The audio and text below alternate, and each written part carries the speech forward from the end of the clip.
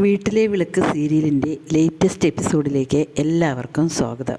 വിമൽ അങ്ങനെ ടെൻഷനോടെ നിൽക്കുകയാണ് കേട്ടോ. അതുകൊണ്ട് ഹരീന്ദ്രൻ വന്ന് ചോദിക്കും, എന്താ വിമലെ, നിനക്ക് ഉറക്കം വരുന്നില്ലേ, ഉറങ്ങിക്കൂടെ എന്ന് ചോദിക്കുകയാണ് കേട്ടോ. എനിക്ക് ഉറക്കം വരുന്നില്ല ഹരിയേട്ടാ, എനിക്കിവിടെ ഭയങ്കര ബുദ്ധിമുട്ടുണ്ട്, അത് ഹരിയേട്ടനെ ഒന്ന് മനസ്സിലാക്കണം. എന്താണ് ബുദ്ധിമുട്ട് എന്നിങ്ങനെ ചോദിക്കുകയാണ് കേട്ടോ. അതേ സമയത്ത് ഞാൻ അടുക്കളയിൽ വന്നു കഴിഞ്ഞാൽ അമ്മ മുഖം വീക്കും, അതുപോലെ ഡൈനിങ് ഹാളിലിരുന്ന് ഭക്ഷണം കഴിക്കുമ്പോഴും എനിക്ക് വന്നിരിക്കാൻ പറ്റില്ല. എത്ര കാലം വെച്ചിട്ടാണ് ഞാൻ റൂമിൽ തന്നെ ഇരിക്കുക, എനിക്കതിന് പറ്റില്ല. അതുകൊണ്ട് അമ്മ വേണമെങ്കിൽ റൂമിലിരുന്നോട്ടെ, എനിക്കതിന് പറ്റില്ല. ഏതായാലും ഒരു കാര്യം ചെയ്യണം ഹരിയേട്ടൻ, നമുക്ക് എങ്ങനെയെങ്കിലും ഒരു ഫ്ലാറ്റ് എടുത്തിട്ട് മാറണം എന്നിങ്ങനെ പറയണം കേട്ടോ. അത് കേൾക്കുമ്പോൾ വിമലയോട് ഹരീന്ദ്ര ദേഷ്യത്തോടെ പറയുന്നത്, എന്താ വിമലെ നീ ഈ പറയുന്നത്, ഇപ്പം നടക്കണ കാര്യമാണോ, അതിനെന്തെല്ലാം ചിലവുകളുണ്ട്, എന്തൊക്കെ കാര്യങ്ങളുണ്ട് എന്നിങ്ങനെ പറയണിട്ട്. അതേസമയം വിമല പറയണം, നമുക്ക് ഒരു ഫ്ലാറ്റ് എടുത്തു കഴിഞ്ഞാൽ നമുക്ക് കുഞ്ഞുങ്ങളുണ്ടാകും, അപ്പോൾ അവർക്കും നമുക്കും കൂടി സമാധാനമായിട്ട് ജീവിക്കാനാണ് എന്ന് പറയും. കാര്യമൊക്കെ ശരി തന്നെയാണ്, ഞാനൊന്ന് നിൽക്കാൻ ശ്രമിക്കട്ടെ ആദ്യം, അത് കഴിയാതെ എനിക്കൊന്നും ചെയ്യാൻ പറ്റില്ല, ആദ്യം എനിക്കൊരു ജോലിയില്ല, അതാദ്യം താൻ മനസ്സിലാക്കുക എന്നിങ്ങനെ പറയണം കേട്ടോ. എന്ത് പറഞ്ഞിട്ടും വിമല കേൾക്കുന്നില്ല. ഹരീന്ദ്രൻ്റെ അടുത്ത് വീട് വേണം തന്നെ പറയണം കേട്ടോ. എന്തായാലും ശരി, ഇപ്പം അത് പറ്റില്ല, നീ ആ കാര്യം പറയണ്ട, നീ എന്തായാലും വന്ന് കിടക്കുക എന്നിങ്ങനെ ഹരീന്ദ്രൻ പറയണം കേട്ടോ. അത് കേൾക്കുമ്പോൾ മനസ്സിലിങ്ങനെ പറയണം കേട്ടോ, എൻ്റെ അമ്മായിയമ്മയെ ഞാനൊരു പാഠം പഠിപ്പിക്കും, അത് പഠിപ്പിക്കാതിരിക്കണമെങ്കിൽ ഞാൻ വിമലയെ അല്ലാതിരിക്കണം, എനിക്കതുവരയ്ക്ക് ഉറക്കമില്ല ഒന്നുമില്ല എന്നിങ്ങനെ മനസ്സിൽ സ്വയം വിമല പറയണം കേട്ടോ. പിന്നീട് മഹേശ്വരിയും ശിവയും കൂടി വരികയാണ് കേട്ടോ. അത് കണ്ടത് ഇങ്ങനെ ദേഷ്യം വരികയാണ് കേട്ടോ. സത്യം പറയണേ, ഇതുപോലെ തന്നെ എങ്ങനെയാണ് പറഞ്ഞാൽ ശ്വാസം എടുക്കാതെ നാളെ വെള്ളത്തുണി പൊതിഞ്ഞ് അങ്ങോട്ട് വിട്ടയക്കാൻ പറ്റുമോ, അതേ ചെയ്യാൻ പറ്റുള്ളൂ എന്ന് പറയണേ.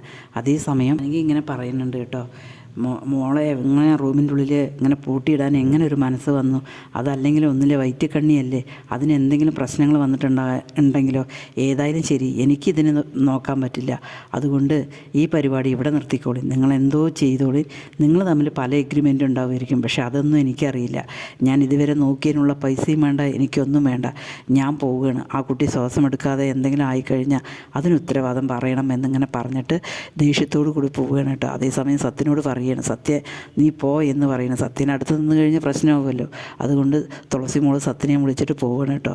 അവന് വിഷമം കൊണ്ടാണ് അവൻ അങ്ങനെ പറഞ്ഞത് എന്ന് പറയുകയാണ്.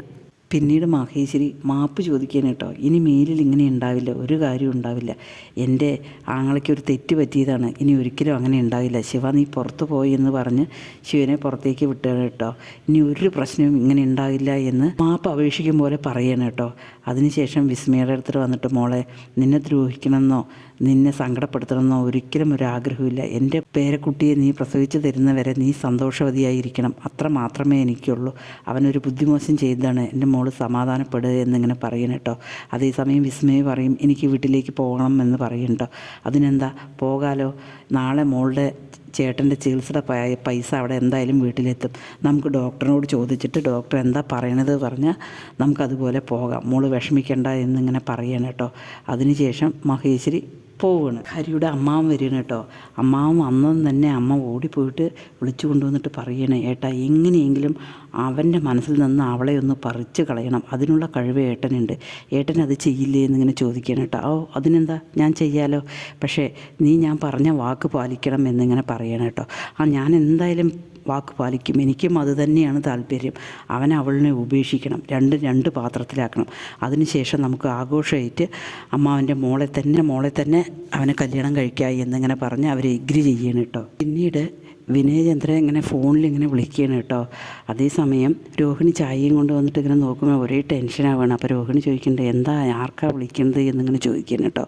ഞാൻ റബേക്കയെ വിളിക്കുകയാണ്, ഫോണേ എടുക്കണില്ല എന്ന് പറയണം, ചായ കൊടുക്കുകയാണ്, ചായ അവിടെ വെച്ചേക്ക് എന്ന് പറയണം കേട്ടോ. എന്നിട്ടും ടെൻഷൻ അടിക്കുകയാണ്, നേരത്തെ പോകണം, എനിക്ക് നേരത്തെ പോകണം എന്നിങ്ങനെ പറയണം.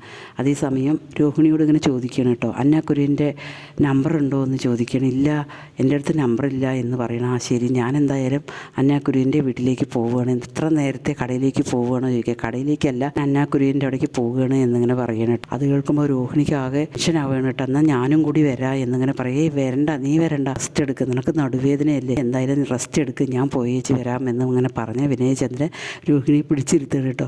വിനയചന്ദ്രൻ ബേക്ക് സ്റ്റാർട്ടാക്കിയിട്ട് സമയം രോഹിണി ആകെ ടെൻഷൻ അടിക്കുകയാണ് കേട്ടോ. എന്തായാലും ഡോക്ടറുടെ അടുത്തേക്ക് വിനയചന്ദ്രൻ പോണത് വിസ്മയുടെ കാര്യം ചോദിക്കാനാണ്. അതിനു മുമ്പ് തന്നെ രോഹിണി ഡോക്ടറോട് വിളിച്ചിട്ട് കാര്യങ്ങളൊക്കെ ഇങ്ങനെ പറയണം കേട്ടോ. വിസ്മയുടെ കാര്യം കാര്യം അറിഞ്ഞു കഴിഞ്ഞാൽ വീണ്ടും എന്തായാലും അതേപോലെ തന്നെ ആവും. അതുകൊണ്ട് ഒരിക്കലും ഡോക്ടർ ആ കാര്യങ്ങളൊന്നും പറയരുത് എന്നിങ്ങനെ പറയണം കേട്ടോ. ഓക്കെ എന്ന് പറയണം. ശേഷം വിനയചന്ദ്രൻ ഡോക്ടറുടെ ഡോർ ബെല്ല് അടിക്കുന്നത് ഡോക്ടർ നോക്കിക്കൊണ്ട് ഇങ്ങനെ നിൽക്കുന്നത് കാണിച്ചുകൊണ്ടാണ് എപ്പിസോഡ് അവസാനിക്കുന്നത്.